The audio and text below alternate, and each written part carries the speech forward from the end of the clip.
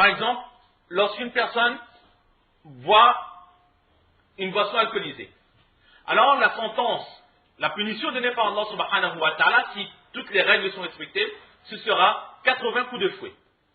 Maintenant, s'il y a des preuves, mais ce ne sont pas les preuves demandées par Allah subhanahu wa ta'ala, donc le had, la punition d'Allah ne pourra être appliquée. Mais le juge, il aura la liberté de punir cette personne comme il veut. S'il a décidé de fouetter cette personne, en aucun cas, il ne pourra fouetter plus de 80 fois. Ou bien 80 fois aussi, il ne pourra pas fouetter. Parce que 80 fois, c'est donné par Allah subhanahu wa ta'ala, il ne peut l'appliquer. Et plus que 80 fois, il ne peut pas, car il ne peut donner une sentence supérieure à la sentence dictée par Allah subhanahu wa ta'ala. Donc si le juge voudra fouetter même, il voudra fouetter à tout prix, il pourra fouetter jusqu'à 79, ou bien 70, 50 coups de fouet, 30 coups de fouet, ouais, mais en aucun cas il ne pourra dépasser la quantité qui a été dictée par Allah subhanahu wa ta'ala. Il y a aussi une autre chose qu'aujourd'hui, beaucoup de personnes ont du mal à comprendre, c'est que les punitions islamiques, comme nous venons de dire, sont très très très difficilement applicables. Un exemple. Aujourd'hui, dans le monde entier,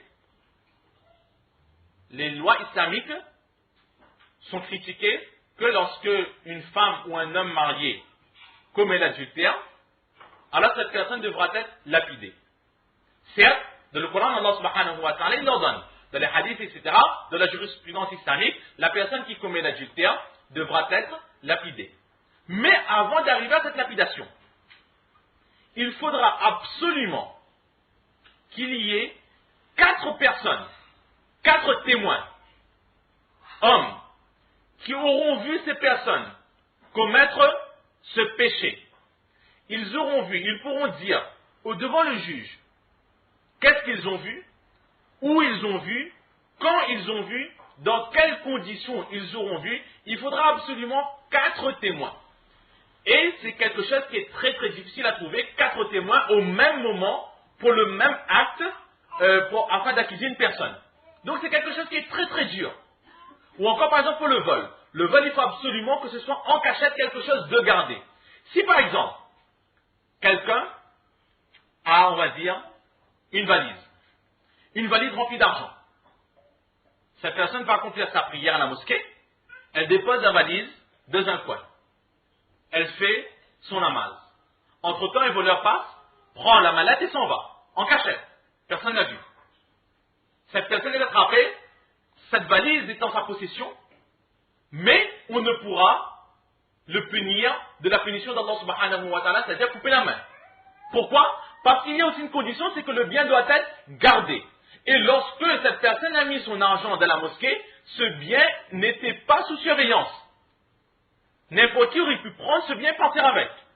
Donc cette personne est un voleur, cette personne a volé, mais la sentence d'Allah ne pourra s'appliquer. Donc nous voyons qu'avant d'appliquer les sentences qui sont effectivement très dures de la part d'Allah subhanahu wa ta'ala, il y a quand même énormément de points à régler, beaucoup de points à respecter avant d'y arriver.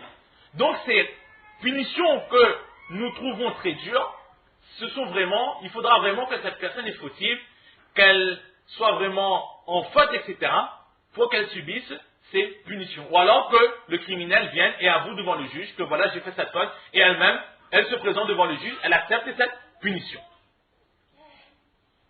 Donc nous étions au vol. Voilà, tasriqu, ne volez pas. Ensuite, le prophète sallallahu alayhi wa sallam, il interdit encore autre chose, c'était quoi? C'est voilà, taznu. Ne commettez point l'adultère. Dans le Coran, Allah subhanahu wa ta'ala dit voilà, taqrabu zina, et ne commettez point l'adultère. Ne vous approchez même pas de l'adultère. C'est aussi un péché très grave, puni par Allah subhanahu wa ta'ala. Ensuite, il y a un autre point. Wala taqtulu awladakum. Sur chaque mot, on ne va pas trop s'attarder car plus tard dans le livre, Inch'Allah, ça va venir. Wala taqtulu awladakum. Ne tuez pas vos enfants. Tuer ses enfants. Comment est-ce que cela peut être possible? Comment est-ce qu'un parent peut tuer son enfant? Malheureusement, dans l'époque que nous vivons, il est parfois possible de voir ce genre d'acte. Mais il faut savoir qu'à l'époque du saint prophète sallallahu alayhi wa sallam, certaines personnes tuaient leurs enfants les enterrer vivants pour différentes raisons. Plutôt deux raisons qui sont le plus souvent mentionnées. La première raison, c'est par crainte de famine. Ils se disent que déjà nous sommes pauvres, nous n'avons pas nous-mêmes de quoi nous nourrir. Maintenant, s'il y a encore un enfant, il faudra encore le nourrir. Ce sera plus de dépenses pour nous, moins de nourriture pour nous, et cet enfant ne pourra pas le nourrir, on ne pourra pas le chérir comme les autres enfants. Alors, au lieu qu'ils vivent dans la douleur, dans la pauvreté, dans la détresse, autant en finir avec cela, et de son bas âge même, on enlève sa vie. Donc c'est par crainte de pauvreté que certaines personnes tuent leurs enfants. Et dans le Coran, Allah subhanahu wa ta'ala, il a réprimandé cette action. Et même si certaines personnes peuvent dire que dans le fond, ses parents n'ont pas entièrement tort, alors à cela, Allah subhanahu wa ta'ala donne la réponse, Nahnu narzuqukum wa iyyakum. Allah subhanahu wa ta'ala dit que la subsistance, la nourriture, les richesses, cela ne vient nullement de vous. Les richesses, la subsistance, c'est Allah subhanahu wa ta'ala qui donne à vous aussi, et à vos enfants aussi, c'est Allah subhanahu wa ta'ala qui donnera. Vous êtes pauvres, mais jusqu'aujourd'hui, vous êtes toujours vivants. C'est Allah qui vous a gardé en vie. Même si votre enfant sera pauvre, Allah subhanahu wa ta'ala, il pourra le garder en vie. Combien de personnes qui sont riches et qui du jour au lendemain n'ont plus rien? Nahnu narzuqukum wa iyyahum. C'est nous qui vous donnons votre subsistance, et exactement comme nous pouvons vous donner à vos enfants aussi, nous les donnerons. Alors cessez de les tuer. Voilà taqatulu awladakum khashyata imlaq. Dans le Coran, Allah subhanahu wa ta'ala dit, ne tuez point vos enfants par crainte de famine. Deuxième raison pour laquelle ces personnes tuaient leurs enfants, c'était surtout lorsque ils avaient des filles. Avoir des filles était quelque chose d'humiliant pour eux.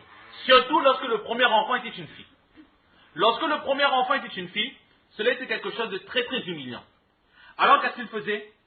Lorsque cet enfant naissait, cette fille, il prenait cette fille et l'enterrait vivante. Dans le Coran, Allah subhanahu wa ta'ala disait وَإِذَا بُشِّرَ أَحَدُهُمْ بِالْأُنْثَى. Lorsque à l'un d'entre vous est donné la bonne nouvelle que chez vous naîtra une petite fille, alors ظَلَّ وَجْهُهُ مُسْوَدًّا. Son visage s'assombrit. وَهُوَ كَظِيمٌ. Et c'est la colère, c'est la haine qui entre dans son cœur. Pourquoi? Parce que c'était la honte.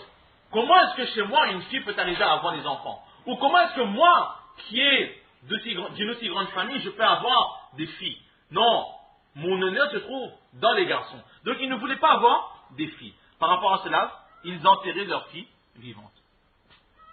Et enfin, une troisième façon de tuer l'enfant, c'est quelque chose que nous retrouvons aujourd'hui, c'est l'avortement. L'avortement aussi est interdit en islam. Le but du mariage est justement, avant tout, c'est d'agrandir la communauté du prophète sallallahu alayhi wa sallam. Dans un hadith, le prophète sallallahu alayhi wa sallam dit فَإِنِّي مُكَاثِرٌ بِكُمُ الْأُمَمِ. Au jour de la résurrection, devant les autres communautés, je serai fier de l'ampleur, de la grandeur, du nombre de ummati, de personnes qu'il y a dans ma communauté. Donc, le mariage en lui-même avant tout, avant de chercher le plaisir ou autre, c'est aussi agrandir la famille et agrandir la communauté du prophète sallallahu alayhi wa sallam. Par rapport à cela, l'avortement, ou tout ce qui est les moyens de contraception, etc., sont interdits en islam. L'avortement lui-même, il est interdit. L'avortement, il y a ensuite quelques cas au sujet de l'avortement. Lorsque l'âme de l'enfant a été insufflée dans le corps, c'est-à-dire qu'en général, au bout de 120 jours, 4 mois après le début de la grossesse, l'âme entre dans le corps de cet enfant. Une fois que l'âme a pénétré, en islam, il est strictement interdit d'avorter.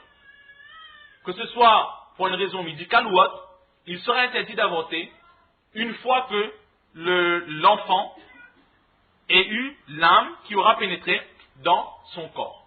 Pourquoi? Parce que cet enfant est considéré comme un être vivant.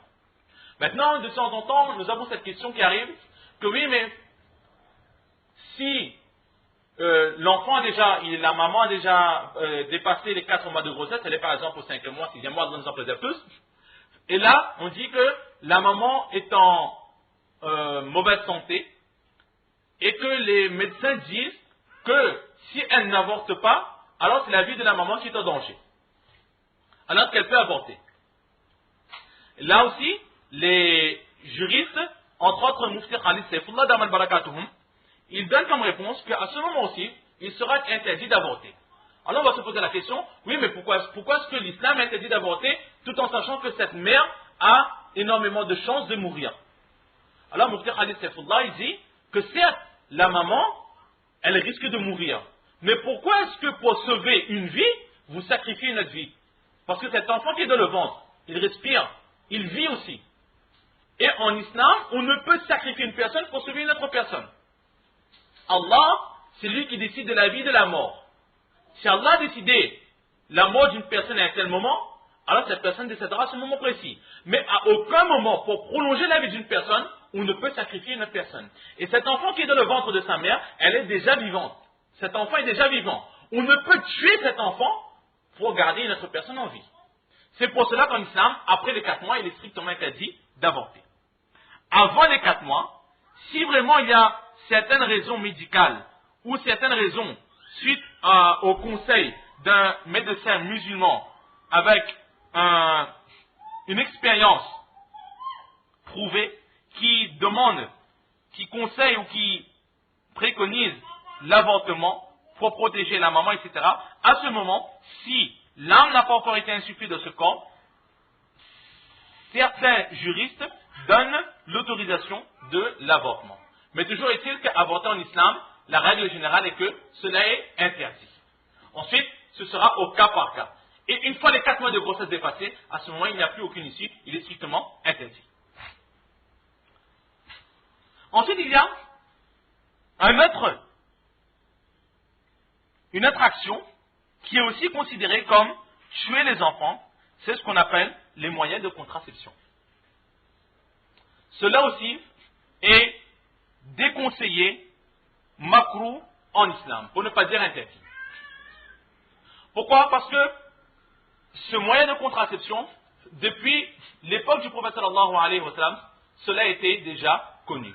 Certains compagnons sont venus voir le prophète sallallahu alayhi wa sallam et ont demandé le moyen d'utiliser les moyens contraceptuels de l'époque. Le prophète sallallahu alayhi wa sallam n'a pas aimé cette action.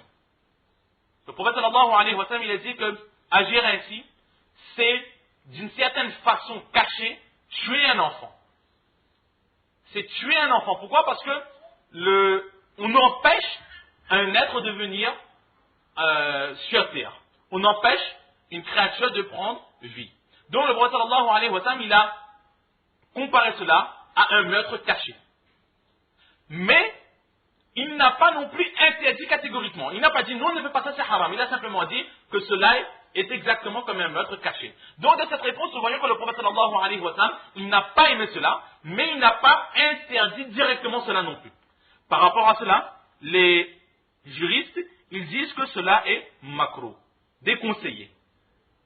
Comment cela déconseillé? Cela ne veut pas dire que bon, si on peut faire ou on ne peut ne pas faire, non. Cela veut dire que dans certains moments, si vraiment nous voyons que la femme, elle risque de tomber gravement malade, ou par rapport à son état de santé actuel, pour l'instant les médecins ont déconseillé, lui ont mis en garde, que si il vous vient d'avoir un enfant, alors vous risquerez de tomber gravement malade, votre vie pourrait être en danger, etc., etc. À ce moment-là, on pourra utiliser ces moyens de contraception par rapport à ce que le prophète sallallahu alayhi wa sallam, il n'a pas interdit catégoriquement.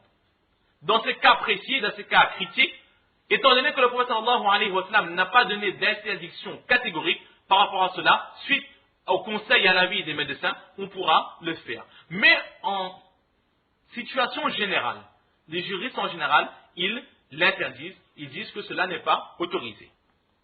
Donc il y a donc, nous voyons là, 4 catégories, 4 façons de tuer l'enfant. Ce qui se passait à l'époque de l'ignorance lorsqu'on a